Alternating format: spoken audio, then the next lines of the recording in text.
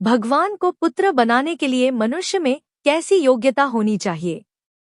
इस संबंध में भगवान श्री कृष्ण संसार की स्त्रियों को शिक्षा देते हुए कहते हैं, जगत की स्त्रियों, देखो, यदि तुम में से कोई मुझ परब्रह्म पुरुषोत्तम को अपना पुत्र बनाना चाहे तो मैं पुत्र भी बन सकता हूँ। परंतु पुत्र बनाकर कैसे प्यार किया जाता है, कैसे वात्सल्य भाव से मुझे भजा जाता है, इसकी शिक्षा तुम्हें माता यशोदा से लेनी होगी। एक दिन की बात है। यशोदा माता घर के आवश्यक काम में लगी हुई थी और बालकृष्ण माँ की गोद में चढ़ने के लिए मचल रहे थे। माता ने कुछ ध्यान नहीं दिया। इस पर खींचकर बालकृष्ण रोने लगे और आंगन में लौटने लगे। उसी समय देवर्षि नारद भगवान श्री कृष्ण की बाल लीलाओं को देखने के लिए वहां आए। उन्होंने देखा, समस्त जगत के स्वामी सच्चिदानंद भगवान श्री कृष्ण माता की गोद में चढ़ने के लिए जमीन पर पड़े रो रहे हैं। इस दृश्य को देखकर देवर्षि नारद गदगद हो गए और यशोदा माता को पुकार कर कहने लगे, यशोदे, तेरा सौभाग्य महान है। क्या कहें, न जाने तूने पिछले जन्मों में तीर्थों में जा जाकर कितने महान पुण्य किए हैं। अरे, जिस विश्वप्ति, विश्वस्त्रष्टा, विश्वरूप, विश्वाधार भगवान की कृपा को इंद्र, ब्रह्मा और शिव भी नहीं प्राप्त कर सकते, वही परिपूर्ण ब्रह्मा आज तेरी गोद में चढ़ने के लिए जमीन पर पड़ा लौट रहा है। नंद और यशोदा को भगवान श्री कृष्ण के माता पिता बनने का सौभाग्य क्यों प्राप्त हुआ? इसके पीछे उनके पूर्व जन्म के एक पुण्यकर्म की कथा इस प्रकार है। भगवान को पुत्र बनाने के लिए मनुष्य में कैसी योग्यता चाहिए? भक्ति कथा। प्राचीन काल में एक ब्राह्मण दंपत्ति जंगल में कुटिया बनाकर रहते थे। उनकी कुटिया किसी देव मंदिर के समान बिल्व, चंपा, जवा कुसुम, तुलसी आदि वृक्षों से ढकी रहती थी।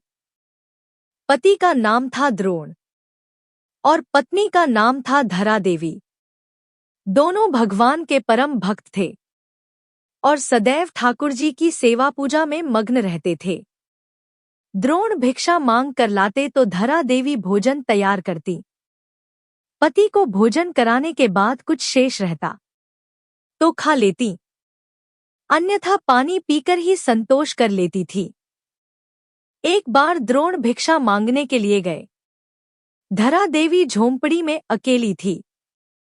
उसी समय एक युवक अपने वृद्ध माता पिता को लेकर वहां आया और धरा देवी से बोला, मेरे माता पिता भूखे हैं, इन्हें खाने के लिए कुछ दीजिए।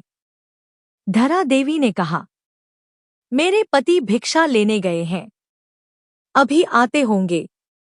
उनके आने पर मैं आप सबको भोजन कराऊंगी। अभी यह कुशासन और जल ग्रहण कीजिए। दैववश उस दिन द्रोण को भिक्षा लेकर आने में देर हो गई। युवक ने क्रोध में धरा देवी से कहा, इसका क्या विश्वास कि तुम्हारे पति भिक्षा में कुछ लाएंगे ही? तुम्हारे घर में तो एक मिट्टी की हंडिया ही है। मेरे माता पिता भूखे हैं, इन्हें जल्दी से भोजन कराना जरूरी है। मैं इन्हें किसी दूसरी जगह ले जाता हूँ। अतिथि घर से भूखा चला जाए, यह कैसे हो सकता है? भारतीय संस्कृति में अतिथि को भगवान का रूप माना गया है। अतिथि देवो भव। यदि घर से अतिथि भूखा चला जाए तो वह गृहस्वामी के समस्त पुण्य लेकर और पाप देकर जाता है। धरा देवी ने युवक से कहा, आप सत्य कहते हैं, किंतु हमें श्रद्धा का अभाव नहीं है। हमारे गृहस्वामी अवश्य हमारी असहाय स्थिति पर दया करेंगे। युवक ने कहा, तुम्हारे गृहस्वामी कौन है? धरा देवी बोली, यह घर, संसार, यह शरीर, सभी तो उन गृहस्वामी विष्णु का है। हमारे सभी कार्य उन्हीं की सेवा के लिए हैं।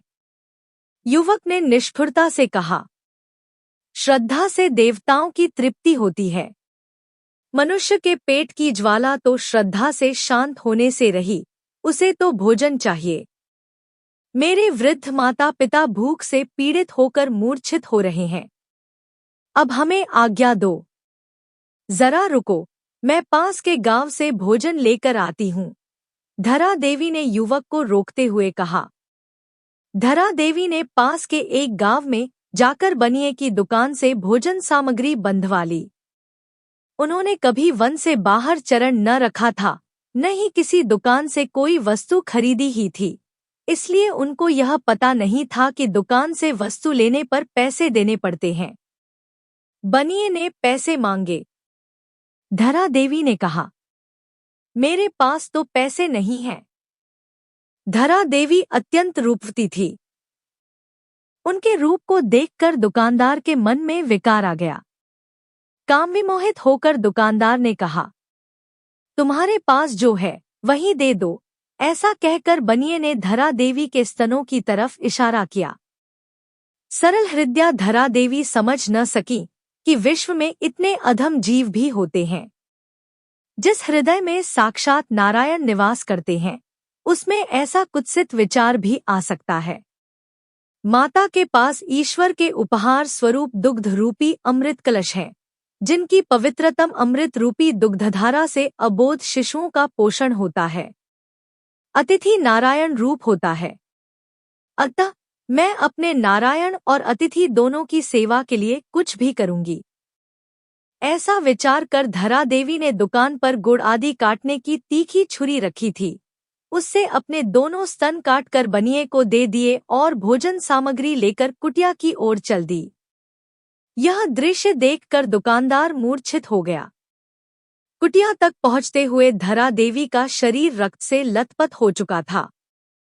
भोजन सामग्री कुटिया में पृथ्वी पर रखते हुए उन्होंने कहा, अतिथि रूपी साक्षात नारायण, आप मेरी इस सामग्री को स्वीकार करें। अब मेरे प्राण साथ नहीं दे रहे हैं। ऐसा कहकर वे पृथ्वी पर गिर पड़ी। यह क्या? ऐसा लगा कुटिया में सहस्त्रों सूर्य एक साथ उदय हो गए हों। उनकी परीक्षा पूर्ण हुई। युवक के रूप में चतुर्भुज, पीतांबरधारी, श्रीवत्स चिन्हधारी, वनमाली, शंख चक्र गदा पद्म लिए भगवान विष्णु प्रकट हो गए। भगवान शंकर व पार्वती जी माता पिता के रूप में धरा देवी की परीक्षा करने आए थे। वे धरा देवी के त्याग, साहस व अतिथि सेवा को देखकर अत्यंत प्रसन्न हुए। भगवान विष्णु ने कहा, धरा, तुमने हमारे भोजन के लिए अपने स्तनों का त्याग किया है। मैंने स्वीकार किया उनको। अतः द्वापर युग में व्रज में अगले जन्म में तुम यशोदा के रूप में अवतीर्ण होगी। मैं तुम्हारे स्तनों के पान के लिए तुम्हारा पुत्र बनकर आऊंगा। धरादेवी ही दूसरे जन्म में यशोदा जी बनी और द्रोण नंद बाबा हुए। भक्ति में भगवान को बांधने की और उन्हें पुत्र तक बनाने की शक्ति होती है। श्रीमद्भागवत 10:9-20 के अनुसार मुक्तिदाता भगवान से जो कृपा प्रसाद यशोदा मैया को मिला, वैसा न ब्रह्मा जी को, न शंकर जी को, न अर्धांगिनी लक्ष्मी जी को भी कभी प्राप्त हुआ। हे नाथ, हे मेरे नाथ, मैं आपको भूलूं नहीं। जय श्री कृष्ण। माता यशोदा का प्रेम और वात्सल्य ही ऐसा था जिसने स्वयं श्री कृष्ण को उनका पुत्र बनने के लिए आकर्षित किया। यही प्रेम भक्ति की पराकाष्ठा है।